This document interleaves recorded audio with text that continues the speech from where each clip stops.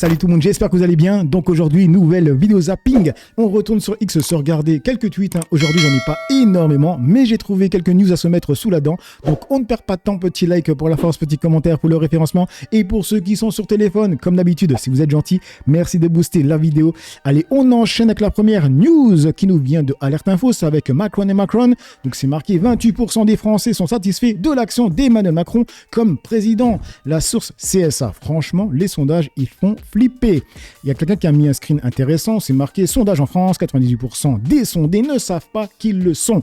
Qui sont les propriétaires des instituts de sondage en France? CSA, Groupe Bolloré, BVA, Groupe Bolloré Drahi Rothschild, IFOP, Laurence Parisot, exemple président du MEDEF, actionnaire majoritaire, Ipsos, François Pinault, et Fidelity, fonds d'investissement américain, Sofres, Fidelity, fonds d'investissement américain. Du coup, on enchaîne avec le compte de Cerfia, et là ça parle du Tour de France, c'est marqué en image, le cycliste Einer, je sais pas comment on prononce, Rubio a percuté une voiture du Tour de France qui avait pilé pour éviter un fan tombé sur la route. Le Colombien a ensuite subi 20 points de suture.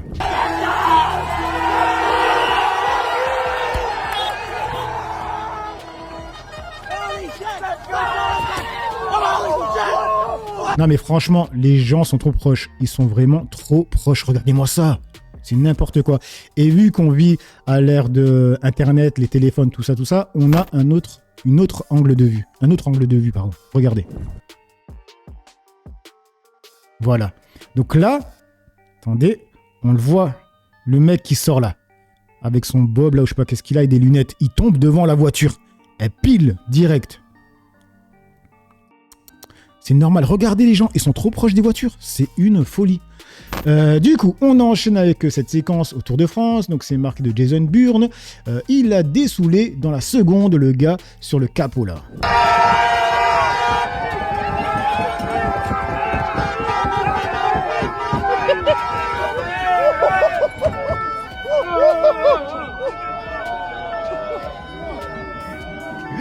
C'est la vérité. Regardez celui-là. Lui là. Il a dessoulé en moins de 2. Regardez. Il était là. Regardez.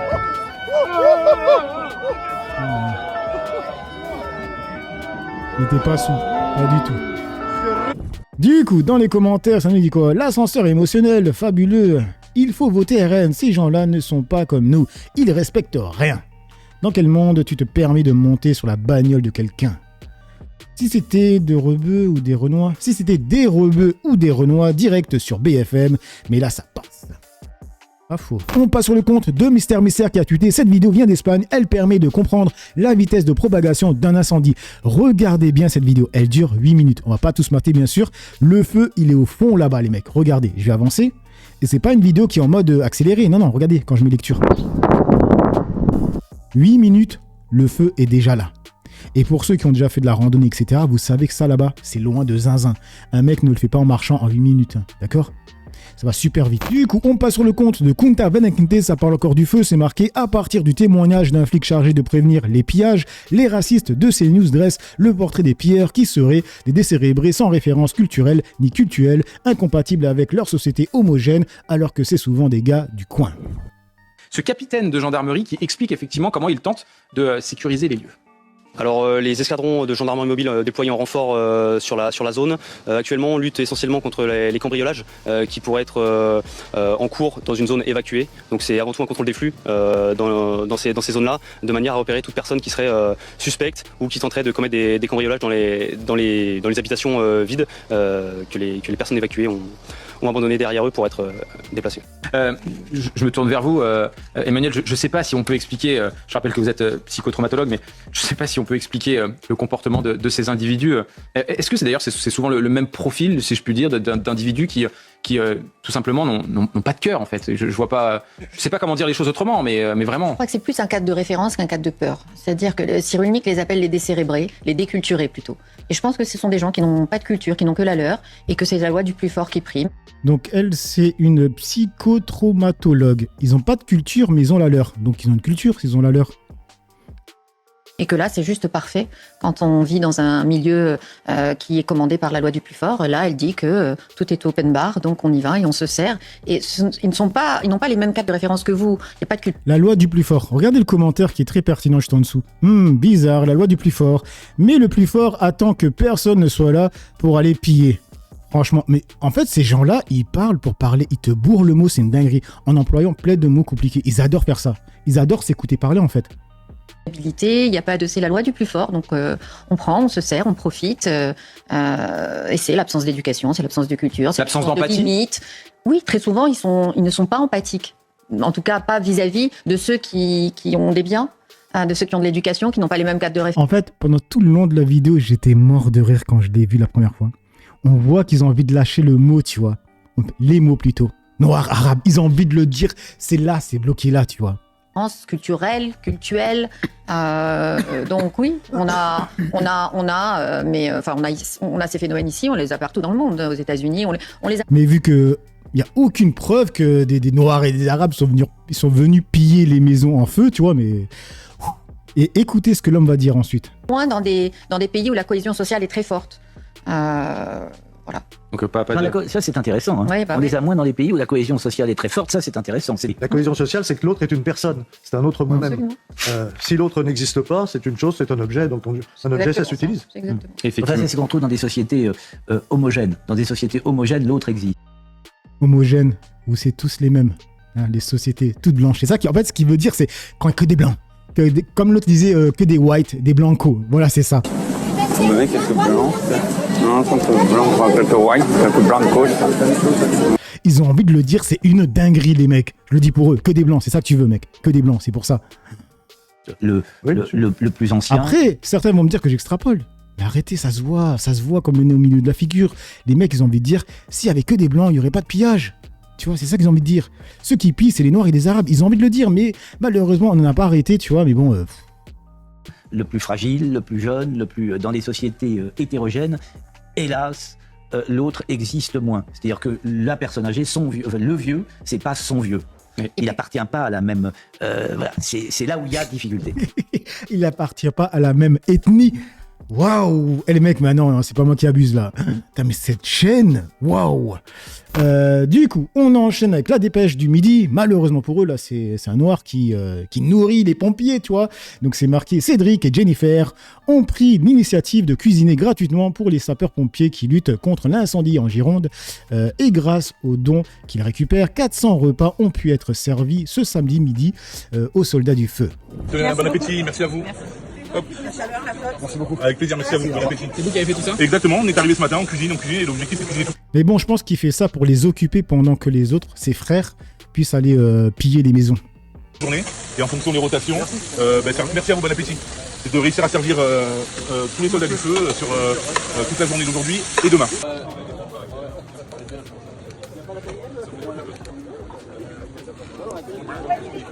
Et bon appétit. Alors c'est du curry poulet, plat réunionnais, servi avec du riz et cuisiné avec amour, mon 6e prénom. Mais bon, ça c'est détail. L'avantage qu'on a, c'est qu'il y a des personnes qui nous font des dons également, pour justement qu'on puisse aller faire des courses, etc. Tant qu'on a des dons, en fait, l'objectif c'est de pouvoir faire des courses et de continuer à cuisiner jusqu'à ce qu'on voit enfin le ciel bleu.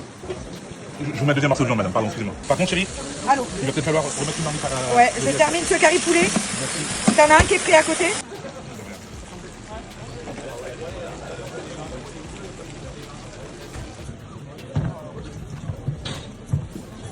La dépêche.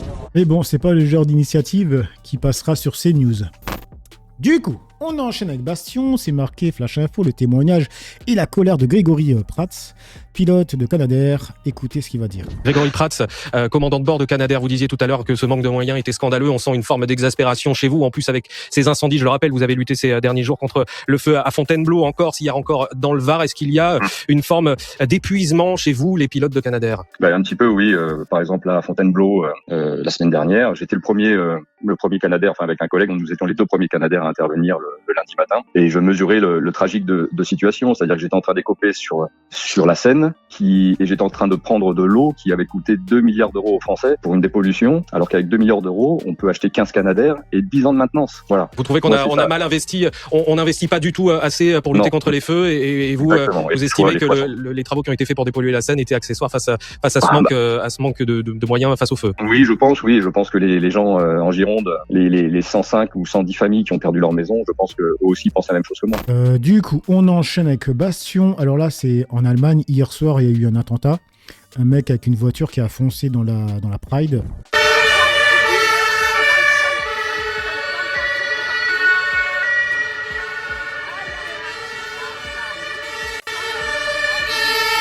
Et du coup, il y a Bastion qui continue en disant, alerte info, le premier bilan fait état d'au moins un mort et 15 blessés après qu'un individu a foncé dans la foule à Berlin. Un homme a été interpellé, il pourrait être l'auteur de l'attaque, la source AFP.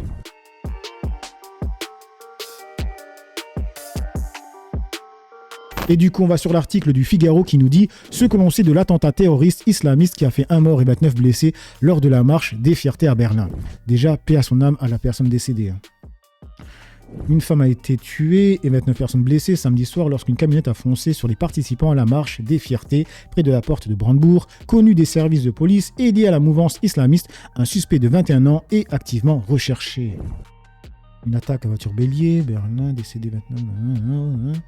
Il s'agit d'un attentat terroriste connu de la police pour son appartenance au milieu islamiste et en fuite. Il est en fuite. Alors c'est qui le mec qu'on a vu en vidéo avant?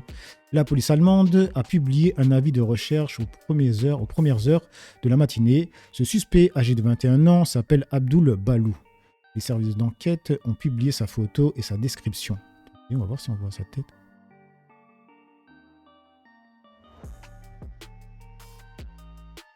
Ok, c'est lui. Et on passe sur l'article de Mediapart, c'est marqué « Manque de probité, le Sénat prononce une sanction inédite contre une élue. La sénatrice de la Moselle, Christine Herzog, est soupçonnée de harcèlement sur une collaboratrice et d'utilisation indue de fonds publics. Elle vient d'être exclue 15 jours et se retrouve privée des 2/3 de son indemnité pendant les 6 prochains mois. Une première. Et du coup, ça continue à parler de cette affaire avec Gay Patriots. C'est Gérard Larcher qui savait pour le détournement de fonds de la sénatrice Herzog et n'a pas prévenu la justice. Est-ce qu'on est étonné même? Le Canard enchaîné révèle que Gérard Larcher a été directement alerté des agissements de la sénatrice Christine Herzog. Harcèlement moral, détournement de fonds publics, manquement grave à la probité, tout était dans un rapport interne du Sénat. La réponse de l'institution, aucune sanction. Voilà comment fonctionne le Sénat. Entre eux, on gère en interne, on sanctionne discrètement, on protège la maison, la justice, c'est pour les autres, ceux qui n'ont pas de carte de sénateur dans la poche. Un citoyen ordinaire qui détourne des fonds publics finit en garde à vue. Une sénatrice, elle prend une sanction administrative et continue sa carrière. C'est clairement ça, une pisse à la gueule. Entre privilégiés, on se protège. Et moi qui croyais que depuis la Révolution, la justice par ses pairs sous l'Ancien Régime était abolie. Et on termine avec le compte de Réfractaire Le Retour qui a tweeté « Pourquoi la France prône-t-elle la liberté d'expression pour Barbara Butch mais envoie des hordes de gendarmes pour un spectacle de Dieudonné ?»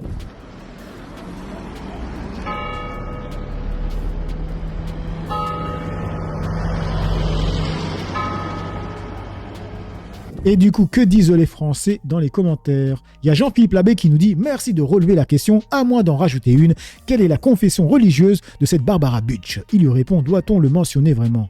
Le compte qui dit « Je conteste complètement les idées nauséabondes de Dieudonné. Il n'empêche que la liberté d'expression dans la limite de la loi en prend un coup. » John qui nous dit « La France reste à raison traumatisée par ce qu'elle a fait durant la dernière guerre. Donc en France, on peut critiquer les Arabes et autres, mais on ne touche pas aux Juifs. » Philanthrope qui nous dit « Parce que la France n'appartient plus aux Français, les vrais décideurs sont invisibles, l'ingérence russe et chinoise est un tabou, mais l'ingérence israélienne visible et tangible, connue par le pouvoir, ne dérange personne, surtout quand c'est contre LFI, là ça va. » La question est mal posée, pourquoi la République franc-maçonne prône-t-elle la liberté seulement pour certaines personnes? Bref. Donc voilà les amis pour cette petite vidéo zapping réaction. Dites-moi ce que vous en pensez dans l'espace commentaire, dans la joie, la bonne humeur, sans insulte comme d'habitude. N'oubliez pas le petit like pour la force, petit commentaire pour les référencements. J'ai assez parlé pour le peu que j'ai parlé à vous décrire. Ciao tout le monde.